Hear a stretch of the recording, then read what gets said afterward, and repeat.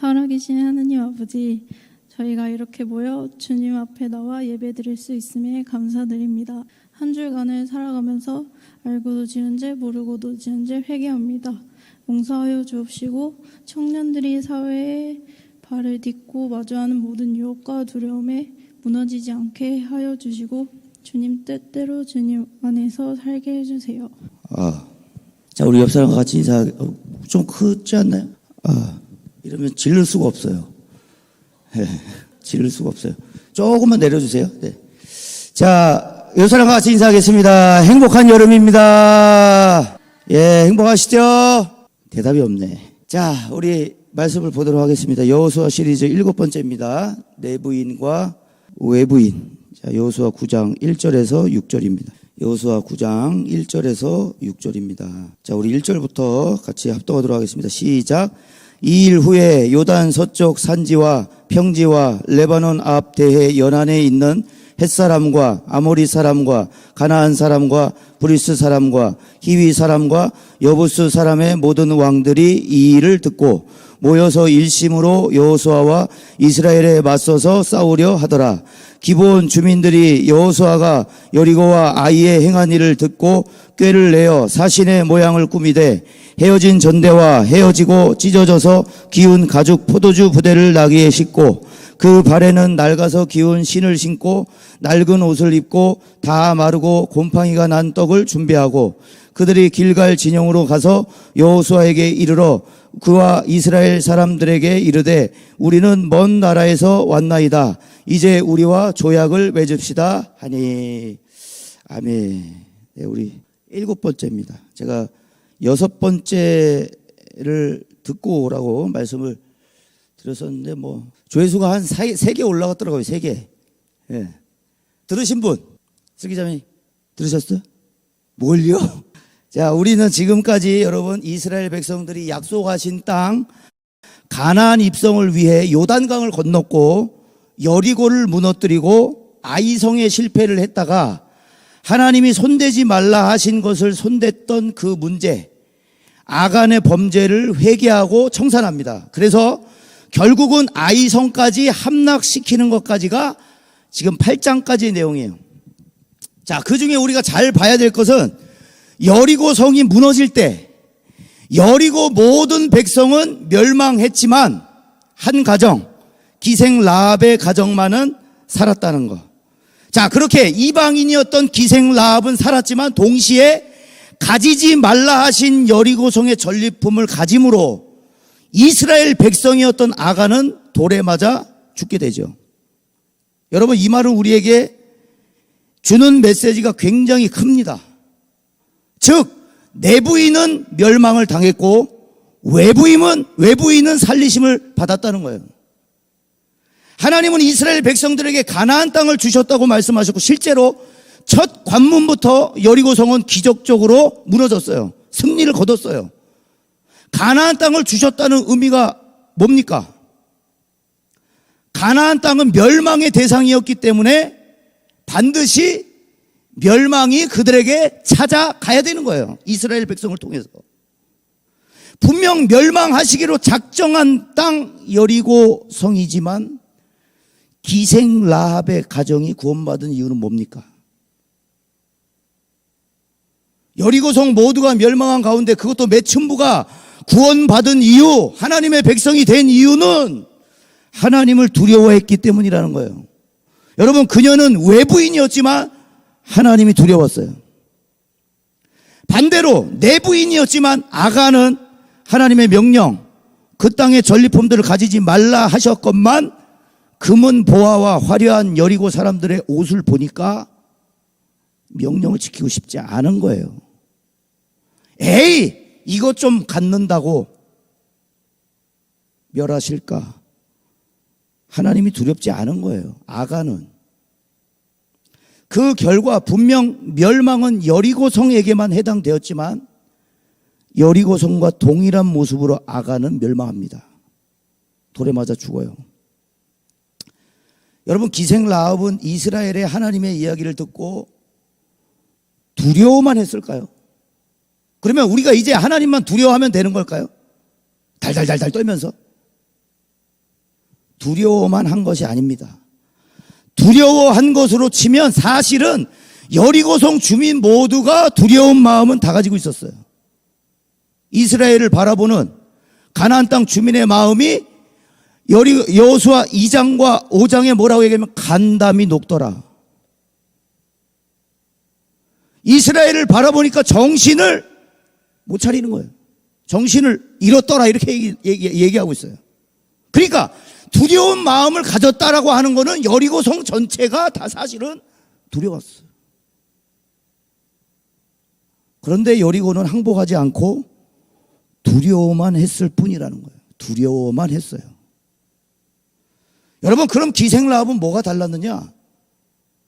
두려워한 거 플러스 인정한 사람이에요. 인정한 사람. 뭘? 그분이 여리고도 무너뜨릴 뿐 아니라 세상 심판이 그분 손에 있음을 인정한 거예요. 아, 그래서 이대로 있으면 멸망하겠구나. 피해야 된다. 여러분, 창세기 19장에 보면 하나님이 소돔과 고모라라는 땅을 멸망시키기로 작정을 하죠. 그리고 아브라함이 그 유명한 하나님, 저 소돔과 고모라의 의인 50명만 있으면 멸하시지 않으시겠습니까? 그래, 좋다. 50명 있으면 내가 멸하지 않을게. 45명은요? 30명은요? 20명은요? 10명은요? 그래, 10명 있으면 내가 멸하지 않을게. 그런데 소돔과 고모라는 멸망했어요. 10명이 없었어요. 의인이. 자, 그때 하나님이 소돔과 고모라를 멸망시키실 때 한 가정을 택합니다. 룻 아니에요? 롯이에요. 롯. 남자예요. 자, 창세기 19장 14절 다 같이 읽습니다. 시작. 롯이 나가서 그 딸들과 결혼할 사위들에게 말하여 이르기를 여호와께서 이 성을 멸하실 터이니 너희는 일어나 이곳에서 떠나라 하되 그의 사위들은 농담으로 여겼더라. 그리고 그 말씀을 보니까 이 지금 19장 14절 이후의 말씀을 보니까 사위들이 같이 나왔다는 얘기가 없습니다. 그러니까 농담으로 여긴 사람은 그 말에 순종할 수 없어요. 그러니까 인정하지 않으면 따라갈 수 없는 거예요. 아, 곧 심판이에요? 그러면 채비를 해야죠. 움직일 준비를 해야죠. 도망칠 준비를 해야죠. 근데 농담으로 여겼더라. 그 이후에 사위에 대한 언급이 없습니다. 사무엘상 2장 6절과 9절에 여호와는 죽이기도 하시고 살리기도 하시며 수월에 내리기도 하시고 거기에 올리기도 하시는도다. 여호와는 가난하게도 하시고 부하게도 하시며 낮추기도 하시고 높이기도 하시는도다. 9절이요. 그가 그의 거룩한 자들의 발을 지키실 것이요 악인들은 흑암 중에서 잠잠하게 하시리니 힘으로는 이길 사람이 없음이로다. 여러분, 그러기 때문에 가만히 있을 수 없었던 거예요. 기생 라합이 이스라엘의 두 정탐꾼을 보고 가만히 있을 수가 없었던 거예요. 야, 이거 무조건 지켜줘야 되겠다.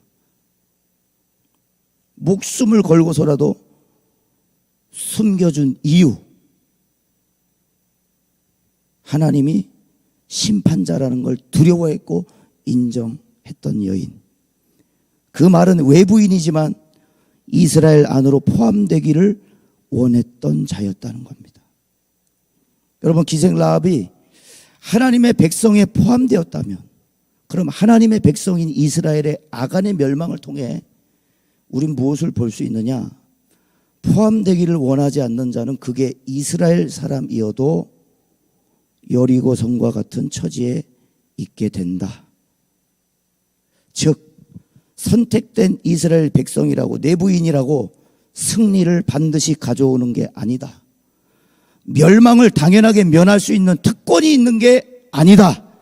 요단강 한 번 건넜다고 여리고 한 번 무너뜨렸다고 가나안 땅은 무조건 우리에게 패할 것이고 이스라엘은 계속 이긴다는 것이 아니다.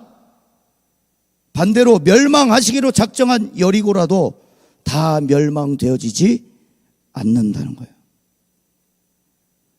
여러분, 참 신약성경 사복음서를 보면 우리가 참 이상하게 느끼실 거예요.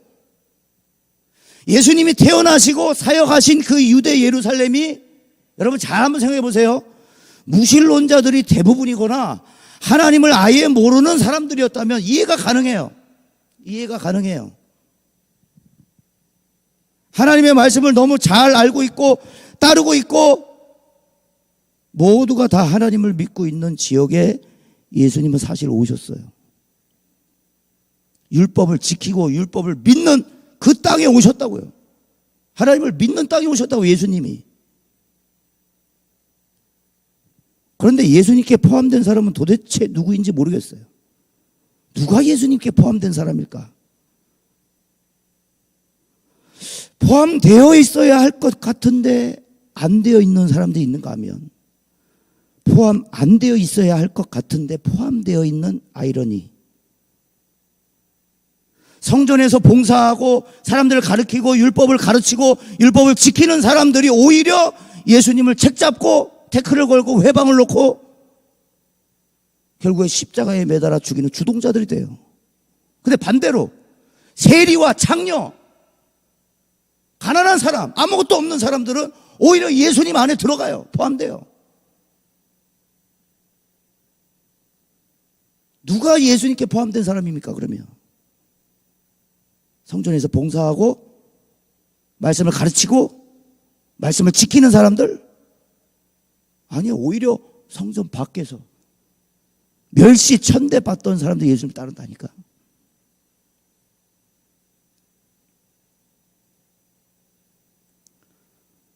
여러분, 어부였던 베드로, 예수님이 찾아가시죠? 베드로가 밤이 새도록 그물을 던졌지만 물고기가 올라오지 않았어요. 자, 그때 예수님이 하신 말씀이 깊은 곳에 가서 그물을 던져라. 그때 베드로가 했던 그 위대한 순종, 그때 뭐라 그러냐면 베드로가 예수님이 뭐라 하냐면 선생이여 라고 그래요. 선생이여. 우리가 밤이 새도록 그물을 던졌지만 잡지 못했지만 당신의 말씀에 의지하여 그물을 깊은 곳에 던지나이다. 위대한 순종이에요. 근데 선생이여라고 그랬어요. 선생. 자, 그물을 던졌어요. 그물이 찢어질 정도로 물고기가 올라왔어요. 그러고 나서 예수님 앞에 나와서 뭐 했어요? 무릎을 꿇었어요. 그리고 하는 얘기, 나의 주여. 여러분, 호칭이 바뀌었어요. 지금 선생에서 로드로 바뀌었어요. 주여.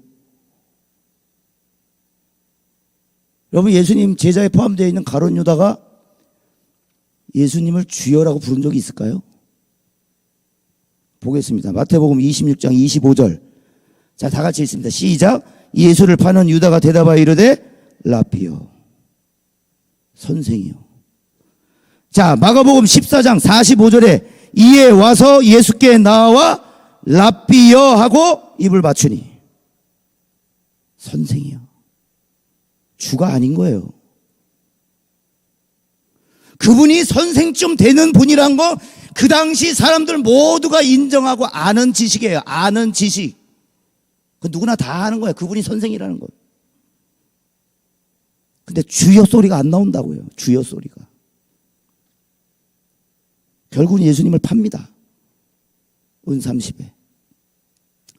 거기다 유다는 제자이기까지 하잖아요. 여러분, 이 얘기가 뭐냐면 기적도 경험했다는 얘기예요.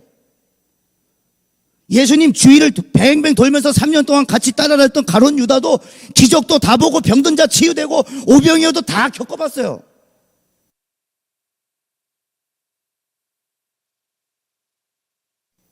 선생인 거예요. 가룟 유다에게는 예수님이. 여러분, 오늘의 우리도 사실은 착각한다 이 말입니다. 착각. 내가 누군지 아는 것, 내가 그리스도인이라고 생각하는 것, 내가 교회에 나와 있고 여기 소속되어 무언가를 한다는 것, 그것이 내가 하나님의 백성이라고 단정 짓지는 못할 수 있다. 단정 짓지는 못할 수 있다는 거예요. 소속되어 있지만 말씀과는 다르게 살고 안에 들어와 있지만 그리스도 밖에 멀리 있고 내부인이지만 하나님의 일을 오히려 회방 놓고 막는 일을 하고 있다면 우리가 사실은 포함되지 않은 사람일지 모르겠습니다. 여러분, 오늘 본문이 이스라엘이 여리고와 아이성을 함락시킨 다음의 이야기예요. 가나안에 거주하는 나라들이 이제는 뭐 하겠다 그래요? 1절과 2절에 연합하겠다는 내용이 먼저 나옵니다. 여호수아 9장 오늘 1절과 2절에 이 일 후에라는 말은 여리고와 아이성까지 이스라엘 백성들이 무너뜨린 다음, 이 일 후에. 자, 쭉쭉쭉 보면 햇사람, 아모리 사람, 가나안 사람, 브릿 사람, 그러니까 가나안 족속, 7족속을 얘기하는 거예요. 가나안에 사는. 자, 그 왕들이 이 일을 듣고 뭐라 그래요? 모여서 일심으로, 2절입니다. 모여서 일심으로 여호수아와 이스라엘에 맞서서 싸우려 하더라. 자, 그런데 이 지금 모습은 여호수아 5장하고 대조가 되는 장면이에요. 5장 1절.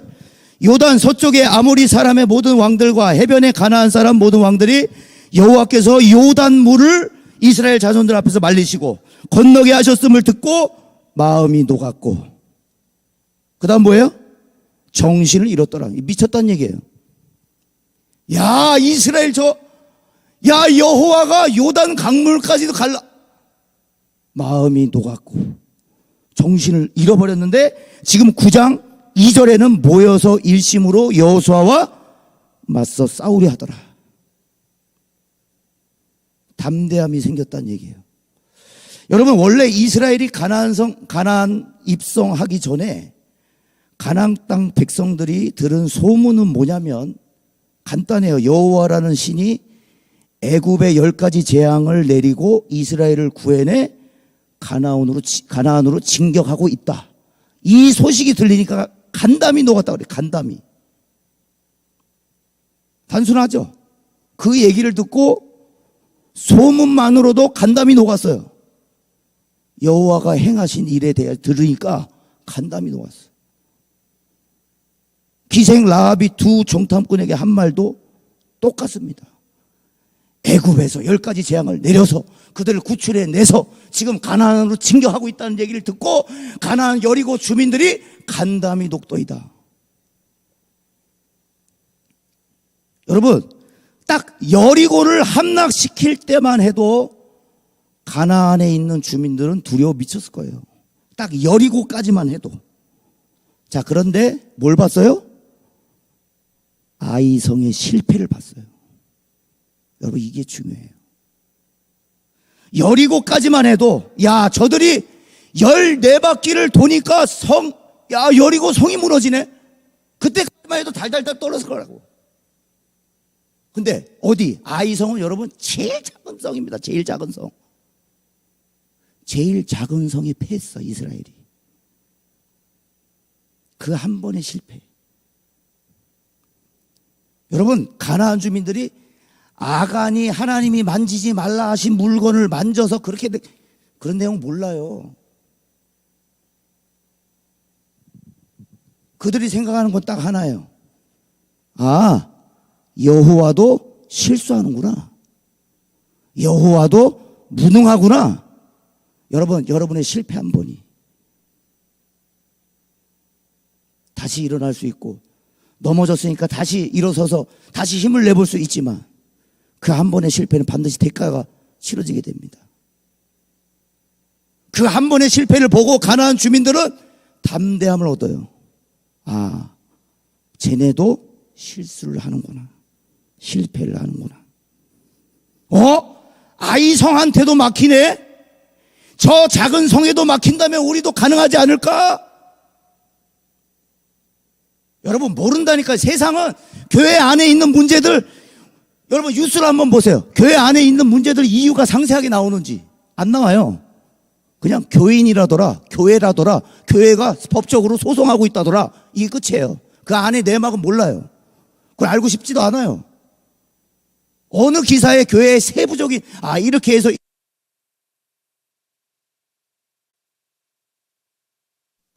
그냥 교회도 똑같구나로 끝나요. 그래서 우리의 실패는 대가가 오게 되어 있어요. 여러분, 넘어질 수 있어요. 쓰러질 수 있어요. 그런데 그 실패는 결국에 누구에게 가냐면 여호와도 무능하구나요. 믿는 너희가 실패를 한다면 여호와도 무능하구나.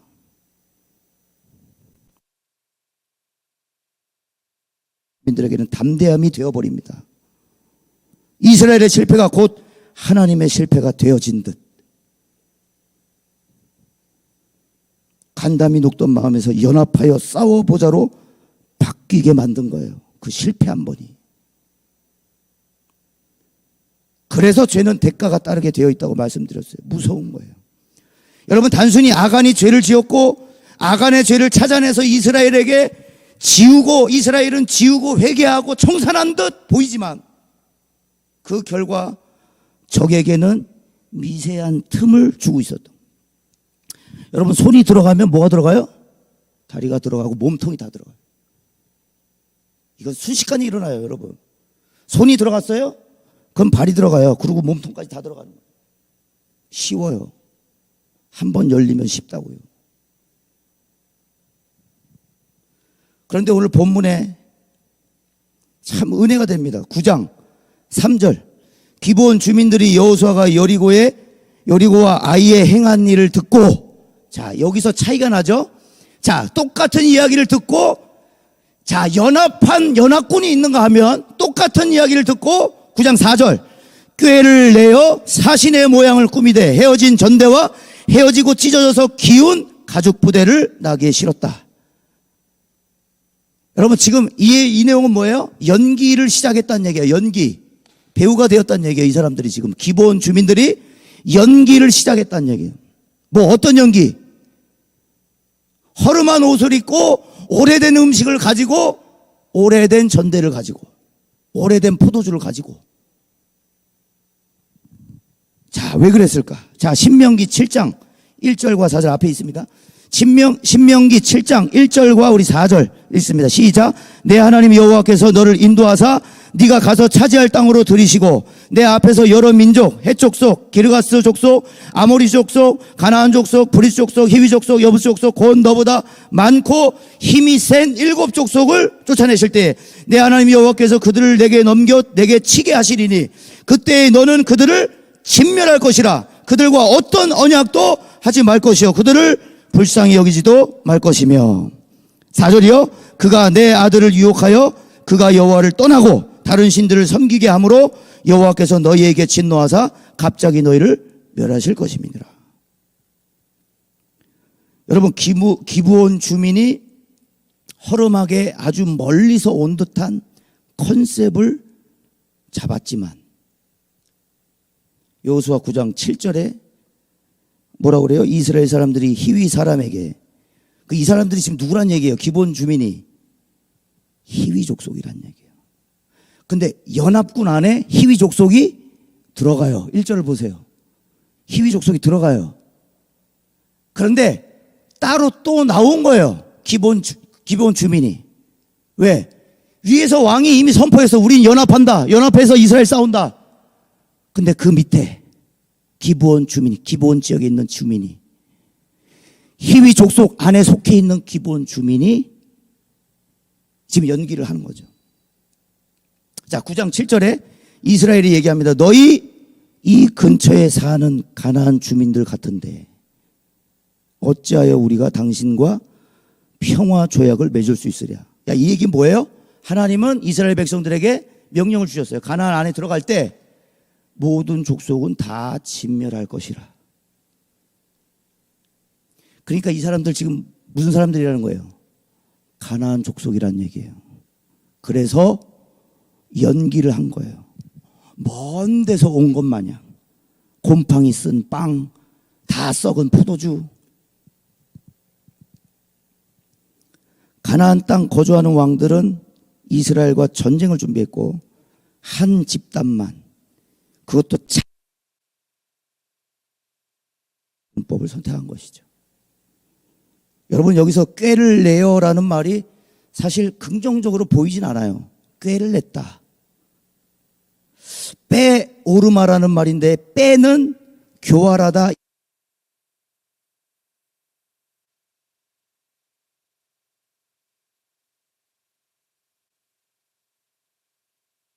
요거는 상황에 따라 부정적이게도 쓰이고요, 긍정적으로도 쓰이는데 본문은 이 두 가지 측면을 다 가진 것으로 보고 있어요. 꾀를 냈다. 긍정적으로는 자신들이 여리고와 아이성과 같은 처지에 있다는 것을 알고 신중히 살 방법을 택했다는 것. 부정적으로는 살려고 하는 그 방법이 거짓말 그러니까 두 가지가 다 있는 거예요. 그런데 이들의 접근법이 어떠했는가? 이게 긍정적이었는지.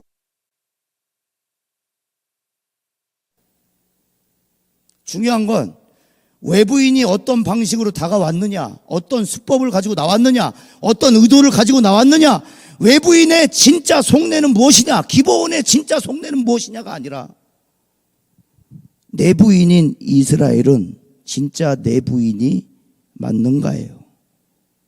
정말 내부인이 맞는가? 외부에서 아무리 꾀를 내어 속여온다 하더라도 내부의 방침은 무엇이냐는 거예요. 내부의 기준은 무엇인가냐는 거예요. 내부의 분별력은 어디서 나오냐는 거예요. 내부인들은 무엇으로 움직이고 있는가? 내부의 결정은 누가 하는가? 여러분의 삶의 결정은 누가 하십니까? 누구에 의해 결정됩니까? 누가 기준이 되어 계십니까? 나의 결정에 가장 많은 시간을 쏟고 있는 게 뭐예요? 그 문제를 겪어본 경험담이세요? 네이버 지식인입니까? 하나님이 뭐라 하시는지 가슴 저리도록 물어보신 적이 있습니까? 그가 말씀하실 때까지 뭐라고 말씀하시는지 궁금해 보셨습니까? 기도하십니까? 물으십니까? 여러분, 분명 기브온 주민들의 방식은 잘못됐어요. 거짓말 할 것이 아니라 그냥 자신들의 처지를 이야기하고 솔직하게 항복을 선언하면 됐어요. 우리가 너희 안에 속하고 싶다. 솔직하게 얘기하면 됐어요. 하지만 그게 최선이었던 사람들이었어요. 그게 최선이에요. 여기서 알 수 있는 건 뭐냐면 그 기브온 사람들의 선한 생각이라고 하는 것이 그 수준밖에 안 되는 거예요. 그 수준밖에. 거짓말 해서라도 목적에 다다르면 되는 거예요.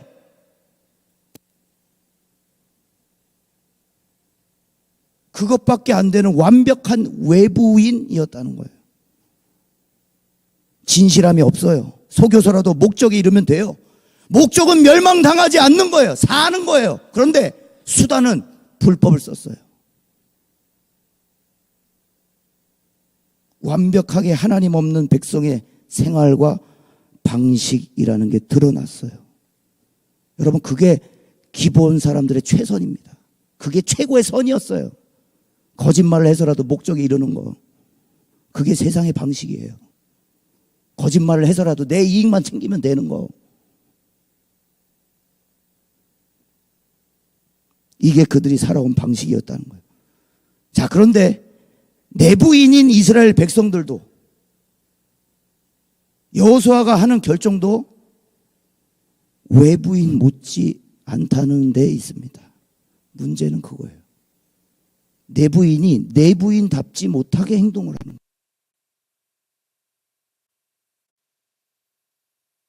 들이 와서는 밑도 끝도 없이 허름하게 냄새나게 와가지고는 우리와 화친 맺읍시다 이렇게 들어와요.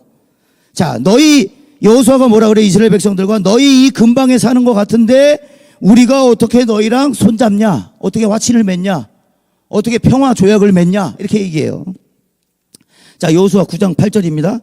여호수아 9장 8절. 그들이 여호수아에게 이르되 우리는 당신의 종들이니이다 하매 여호수아가 그들에게 묻되 너희는 누구며 어디서 왔느냐? 그러니까 너 가나안 주민 같은데 우리가 어떻게 너랑 평화 조약을 맺어? 하나님은 너희들 다 죽이라 그랬어. 그 얘기를 하고 있는데 9장 8절에 기브온이 그냥 느닷없이 우리는 당신의 종입니다. 종이래요. 종. 갑자기 처음 보는 사람이 나는 당신의 종입니다 하면서 바지끄레기를 잡는 거야. 화친 맺자고, 조약을 맺자고, 언약을 맺자고. 자, 그때 여러분 보세요. 이 기브온 족속이 히위 족속이라고 그랬죠. 자, 여호수아 10장 2절에 왕도와 같은 큰 성이며 아이보다 크고 그 사람들은 다 강함이라. 여러분, 어디 별 볼 일 없는 사람이 와가지고 야 이스라엘 한 번만 봐주세요. 우리 화친 맺읍시다. 우리 조약 맺읍시다가 아니에요. 왕도와 같은 성읍이래요. 이 당시에 큰 성읍을 얘기하는 거예요. 큰 성읍. 왕이 행차할 수 있는 도로까지 만들 정도로 큰 성읍이에요. 시시껄렁한 어떤 주민들이 아닙니다. 아이 성보다도 강한 민족들이에요. 근데 뭐라 그래요? 여호수아 앞에 우리는 당신들의 종입니다. 9장 여호수아 9장 9절 그들이 여호수아에게 대답하되 종들은 당신의 하나님 여호와의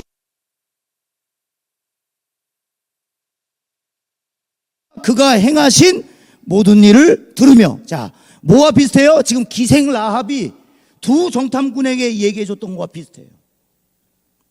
우리가 그의 소문과 그가 애굽에서 행하신 모든 일을 들었다. 자 그리고 9절과 13절까지의 내용은 뭐냐? 여호수아가 물어보죠. 누구며 어디서 왔느냐고 물어봐요.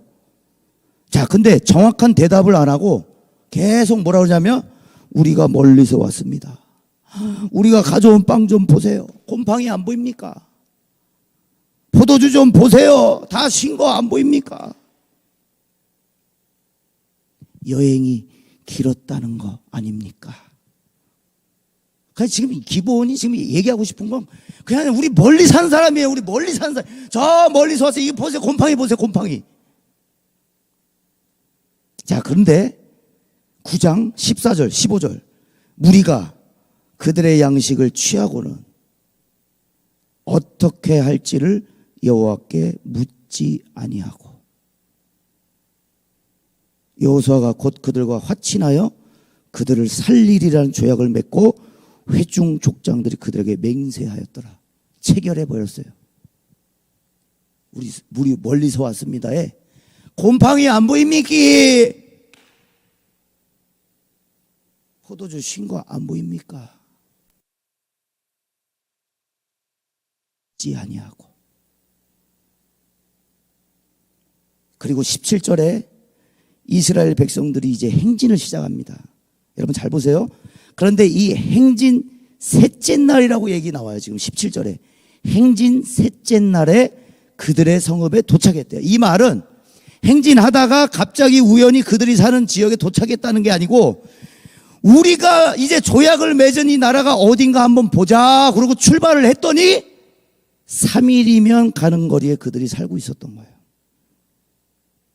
분명히 저 멀리서 왔다 그랬는데 3일이면 가는 거예요. 3일이면. 그러니까 뭐예요?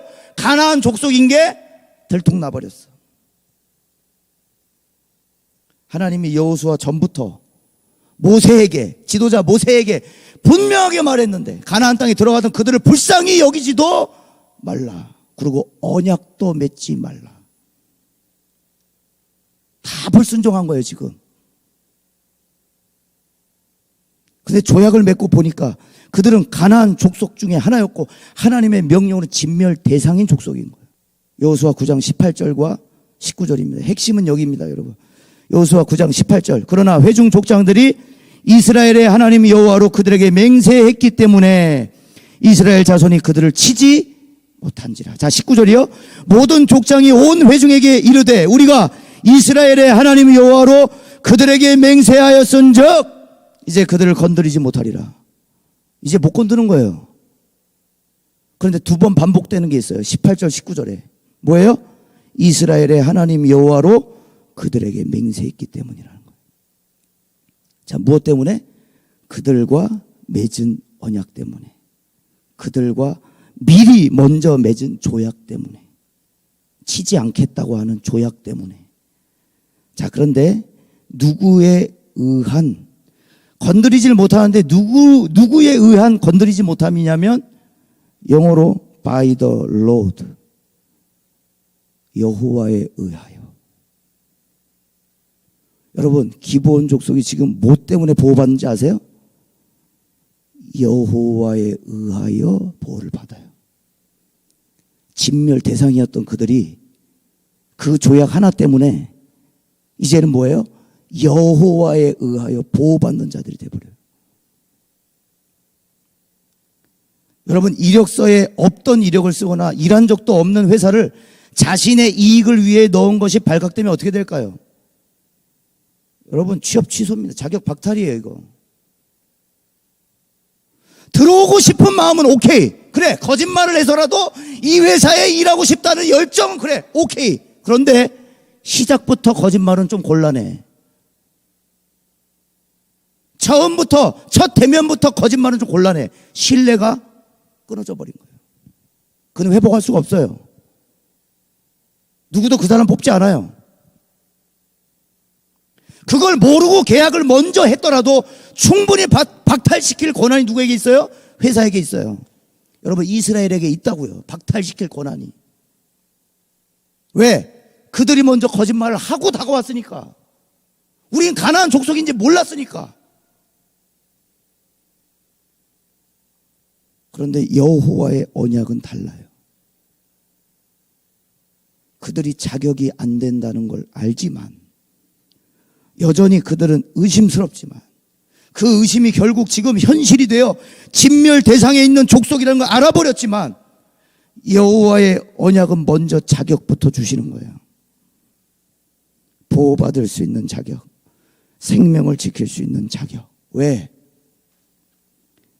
사무엘하 22장 31절에 하나님의 도는 완전하고 여호와의 말씀은 진실하니 그는 자기에게 피하는 모든 자에게 방패시로다. 할렐루야. 이스라엘에게 대적하려고 연합군을 모았던 다른 족속에게 동조하지 않고 하나님 앞에 우리 진짜 멀리서 왔습니다. 우리 가나안 사람들 아닙니다. 이것 좀 보십시오. 이 곰팡이 좀 보십시오.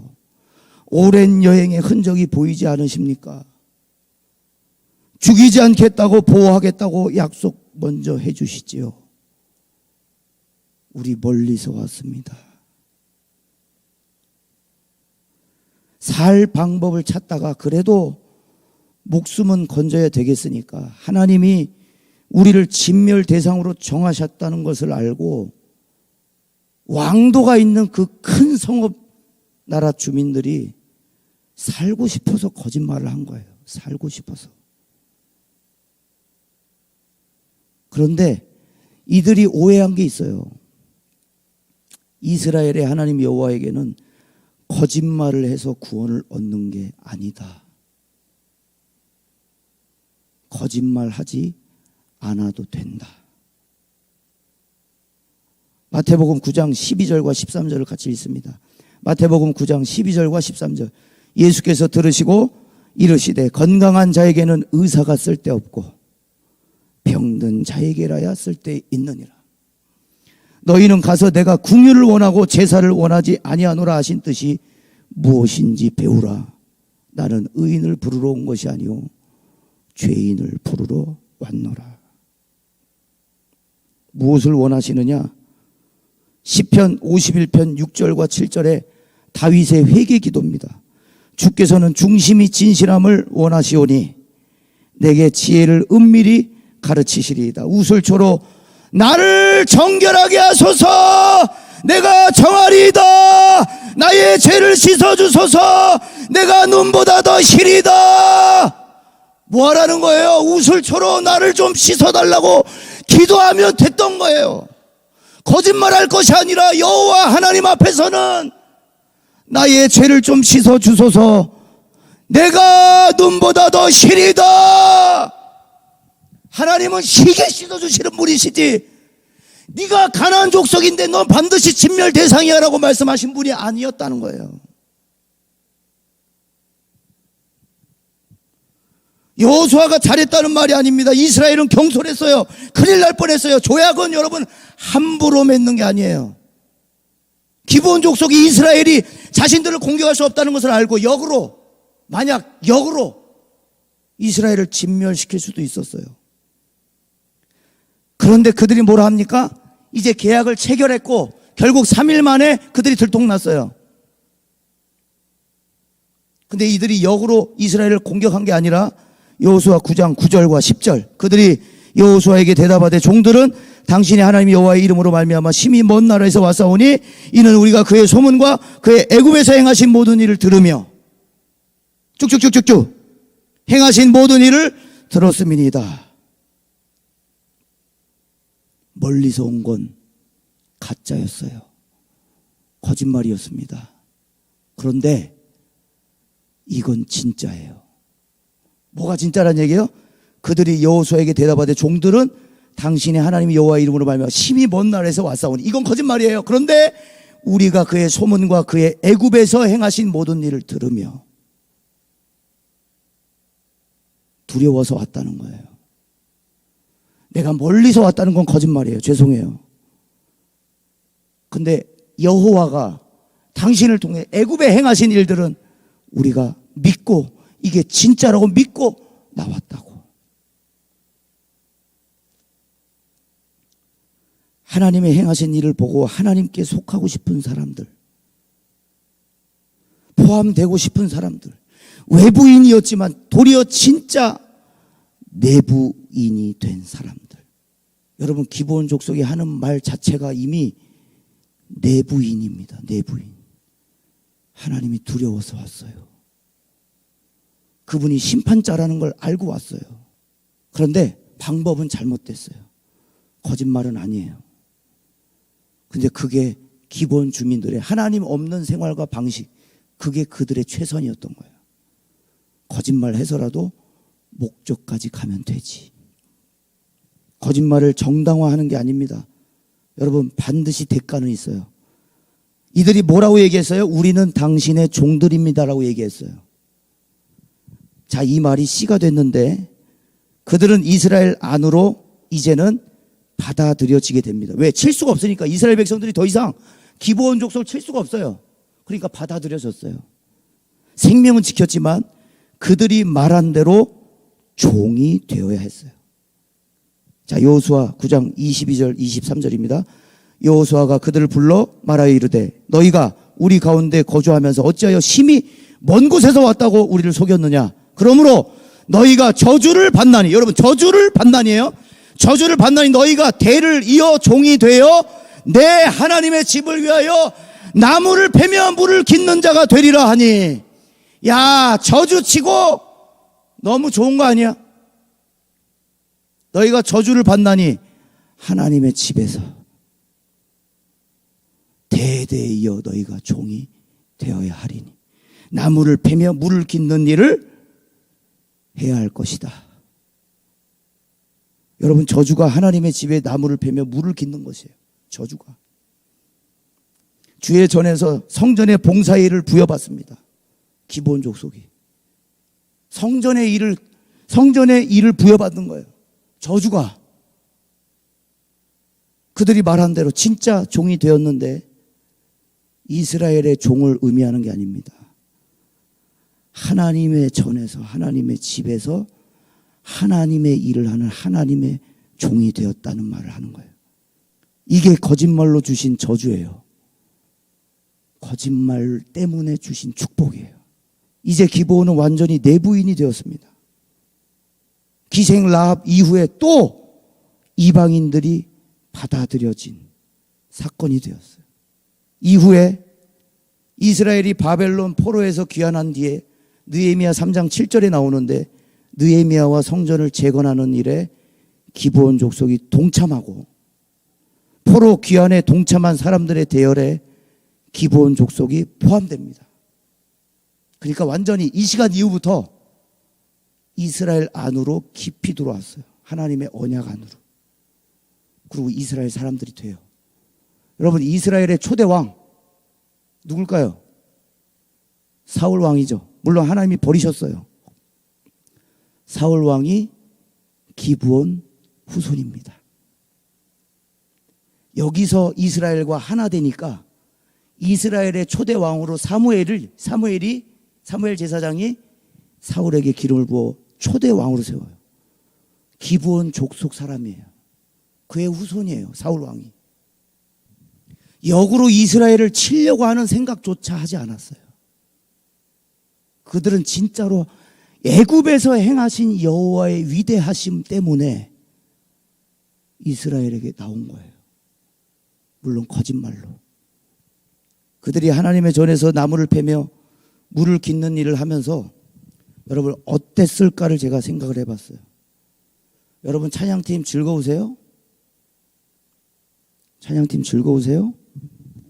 기브온 족속은 유다 지파가 하는 일을 돕는 일을 합니다. 하나님의 전에서 하나님의 일을 하는 사람이 되었어요. 하나님의 임재에 가장 가까이서 봉사하면서 여러분 기브온 족속이 무엇을 느꼈을까요? 하나님의 임재에 가장 가까운 성전에서 나무를 패며 물을 깃는 일을 하면서 무엇을 느꼈을까요? 아, 그때 거짓말하지 말걸. 야, 이게 이렇게 힘든 일이었어. 야, 제사하는데 야, 소 가져와갖고 양 가져와갖고 쩍쩍 갈라가지고 피가 낭자하고, 야, 여호와가 이런 신이었어. 아, 아침마다 새벽 기도하고 주일마다 예배드리고 수요일날 예배드리고 금요일날 예배드리고, 야, 이거 정말 예수 믿었더니 4시간 없네 였을까요? 예레미야 9장 24절에 자랑하는 자는 이것을 자랑할지니 곧 명철하여 나를 아는 것과 여호와는 사랑과 정의와 공의를 땅에 행하는 자인 줄 깨닫는 것이라. 나는 이 일을 기뻐하노라. 여호와의 말씀이니라. 아, 하나님이 이런 분이시구나. 성막에서 하나님의 임재가 가장 많이 느껴지는 하나님의 전에서 옆에서 나무를 패며 물을 깃는 일을 하면서, 아, 하나님 사랑과 정의와 공의를 오늘도 이 땅에 행하시는 분이시구나. 아, 그래서 우리가 거짓말을 했지만 하나님의 전에 들이셨구나. 수용하셨구나. 받아들이셨구나. 거짓말로 언약 안에 들어온 자신들이 부끄럽지 않았을까요? 그리고 회개하지 않았을까요? 아, 하나님 진실하게 우리가 항복하고 우리의 잘못을 회개하면 받아주시는 분이신데 우리가 거짓말했구나.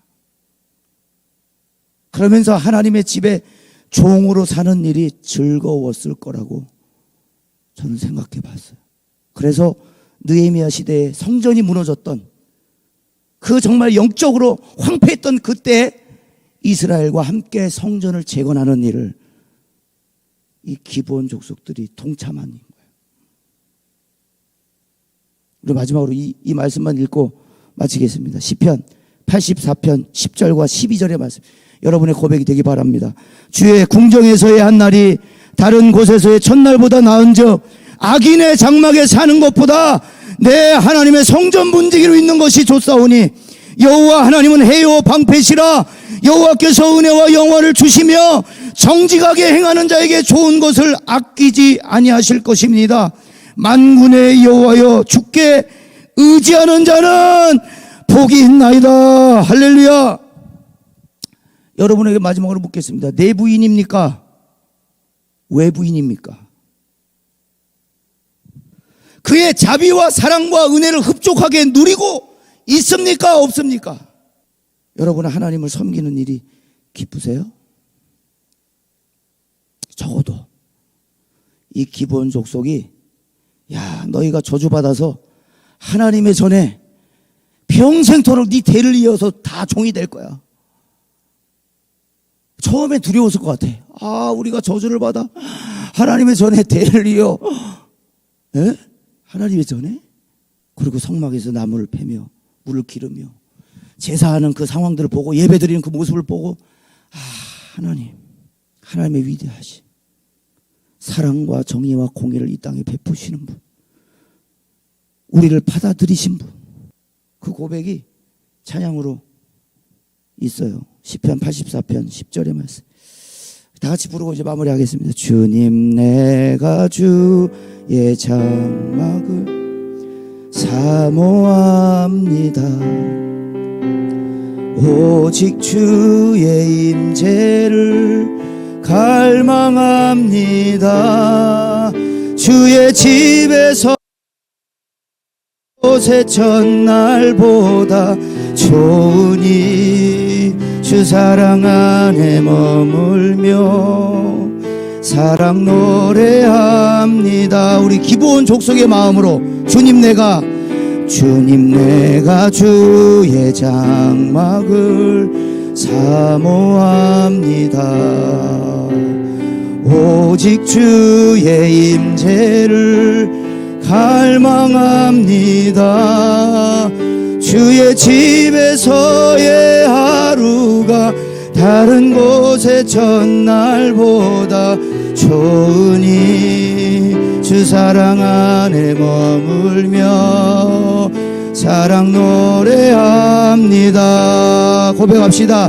나의 평생에 단 한 가지 소원 주의 아름다우심 보며 사랑 노래하는 것 나의 왕 되신 주님의 얼굴 구하며 주 사랑 안에 머물러 사랑 노래합니다. 나의 평생에 나의 소원 주의 아름다우심 보며 사랑 노래하는 것 나의 왕 되신 주님의 얼굴 구하며 주 사랑 안에 머물러 사랑 노래합니다. 우리 시편 84편의 말씀 한번 띄워주시죠. 여러분 여기서 중요한 건 악인의 장막에 사는 것보다, 여러분 기본 족속이 하나 이스라엘 안에 들어왔다는 얘기 뭘 뜻하냐면 그들의 우상을 다 버렸다는 얘기를 뜻해요. 이스라엘의 하나님만 나의 왕이십니다. 그분을 내가 왕으로 섬기겠습니다. 이제부터. 그리고 하나님의 임재에 깊숙한 곳 하나님의 전에서 나무를 패며 물을 깃는 일을 하면서 매일 많은 사람들을 대하면서 이 성도들을 대하면서 하나님이 이스라엘 백성들을 어떻게 이끌고 계시는지를 보면서 야 우리가 거짓말 했지만 진짜 잘 선택했다. 우리가 여호와를 참 그렇게 고백했을 것 같아요. 이거는 여러분 다윗의 고백뿐만 아니라 기본 족속이, 제가 이 말씀 마지막 이제 마무리하고 준비하면서 기도하면서 운전하면서 정말 꺾어 울었어요. 악인의 장막에 사는 것보다 하나님 내가 거짓말을 해야 할 만큼 내 선이 내가 생각한 선이 이거밖에 되지 않지만 하나님 받아들여 주셔서 감사합니다. 내가 악인의 장막에 사는 것보다 하나님의 전에 성전 문지기라도 줬사오니 하나님 군벌에서의 첫날보다 주의 전에서 봉사하며 나무를 패며 물을 깃는 일을 내가 더 기뻐합니다. 하나님 섬기는 일을 더 기뻐합니다. 이 전에 출입하는 일을 더 기뻐하겠습니다. 받아들여 주셔서 감사합니다. 평생 여호와만 섬기겠습니다. 그 고백을 했을 것 같아요. 찬양 가사만 좀 읽어드릴게요. 제가 좋아하는 찬양이에요. 나는 주를 섬기는 것에 후회가 없습니다. 나의 평생에 가장 복된 일은 내가 예수님을 만난 것이라. 나의 평생에 가장 잘한 일은 내가 예수님을 주로 섬긴 것이라. 이 세상 살 동안 내가 걷는 길이 때론 험하여서 넘어질 때도 주의 강한 손이 나를 붙드시니 나는 예수님만 주로 섬기며 살리. 나는 주를 섬기는 것에 후회가 없습니다. 내가 걸어온 모든 시간이 다 주의 은혜였으니 내가 걸어갈 모든 날도 주만 섬기며 살리. 오직 예수 이름 부르며 살아가리라. 기본 족속의 고백입니다. 고백. 하나님 우리가 당신을 선택한 거 후회하지 않아요. 어려워도 힘들어도 당신을 선택한 걸 우리가 후회하지 않습니다. 힘들고 어려워 때론 넘어져도 주의 강한 손이 나를 붙들고 계심을 믿습니다. 여러분 이 성전 안에서 여러 모양으로 섬기고 그럴 때 여러분 붙들어야 될 건 악인의 장막에 사는 것보다 하나님의 전에 성전 문지기라도 줬사오니 그 감격을 다시 회복해야 되는 거예요. 나를 받으신 언약 안에 들어왔어. 그러면 내가 생명은 일단 보존한다. 언약 체결해서 일단은 내 목숨부터 살린다. 그게 예수 그리스도 아니에요? 영접하는 자 곧 그 이름을 믿는 자들에게는 먼저 하나님의 자녀가 되는 권세를 주신 거예요. 여러분, 예수 믿어 복 받는 건 언제 가장 큰 열매를 맺느냐? 죽을 때 열매 맺습니다. 죽을 때 우리가 심판대 앞에 섰을 때 사단 마귀가 어떻게 저런 자식을 구원하십니까? 하나님 아니야. 예수 그리스도의 보혈의 언약 아래 있어. 이미 생명을 내가 보존했어. 생명을 이미 내가 살렸어. 저 사람 하나님의 자녀답게 살지 못했는데요. 아니야, 이미 계약 체결했어. 예수가 다 갚았어. 그게 은혜입니다. 그게 언약이에요. 그게 조약이에요. 여러분, 우리는 하나님과 약속 지킬 수 없어요. 여러분, 언약이라고 하는 건 고대시대, 중동시대에는 짐승을 쩍 갈라놓고 피가 낭자한 그곳을 언약한 사람들이 둘이 걸어가요. 의미가 뭐예요? 언약을 지키지 않을 시 이렇게 된다는 것을 의미해요. 죽어야 함을 의미하는 거예요. 여러분, 예수 그리스도가 이미 다 청산하신, 할렐루야, 구원의 길을 이미 열어놓으시고, 우리가 살지 못하지만, 우리가 의롭게 살지 못하고, 우리가 은혜스럽게 살지 못하고, 경건하게 살지 못하지만 뭐가 있어요? 우리 뭘 붙들어야 돼? 언약이 이미 체결되었어. 그러므로 누구든지 그리스도 예수 안에 있으면 결코 정죄함이 없나니 이는 생명의 성령의 법이 너를 죄와 사망의 법에서 해방시켰습니다. 하나님 자유가 이미 임했습니다. 하나님이 자유 때문에 기뻐하게 하시고, 자유 때문에 즐거워하게 하시고, 주 사랑 안에 머물며 영원토록 주의 전에서 기쁨이 있는 사역하게 하옵소서.